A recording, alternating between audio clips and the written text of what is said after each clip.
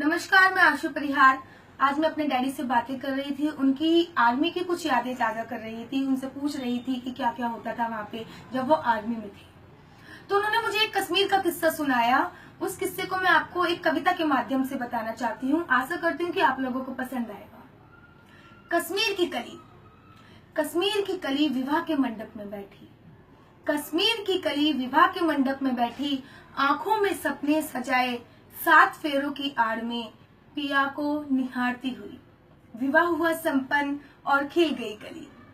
विवाह हुआ संपन्न और खिल गई कली कि अचानक चिल्लाने की आवाज उसके कानों पे पड़ी।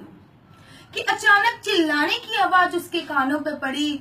मुड़कर देखा बेखबर ने, मुड़कर देखा बेखबर ने, धूल ही धूल नजर आई। जब गुब्बार का पर्दा हटा, पिता की लाश नजर आई, माँ की मांग सूनी नजर आई। एक और गोली की आवाज में माँ भी पिता के पास चली गई। एक और गोली की आवाज में माँ भी पिता के पास चली गई।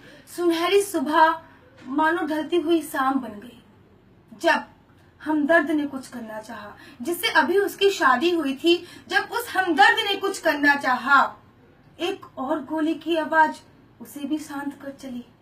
क्या कह रही है वो अभागन अब रो रो के कि मेहंदी का रंग चढ़ा न था और चूड़ियां बिखर गईं। कि मेहंदी का रंग चढ़ा न था और चूड़ियां बिखर गई।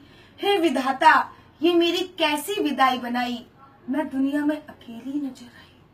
अब आतंकी सायों का नजर, अब आतंकियों की जो नजर थी वो उसके गहनों और आबरू पर थी।